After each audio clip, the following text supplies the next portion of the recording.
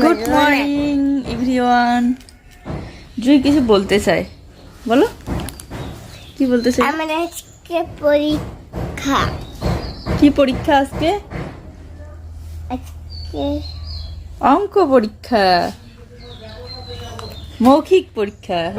জুই brush করে মুখ ধুয়ে খাচ্ছে। কি কি খাচ্ছ? কি এটা বলো? নোনতা বিস্কুট। ওরে বাবা, ও নোনতা বিস্কুটও বলতে পারে, দেখছো? তা পাকা পাকা কথা বলে না, পাকা পাকা কথা। এটা হচ্ছে আমাদের বাজারের স্পেশাল বারো ভাজা।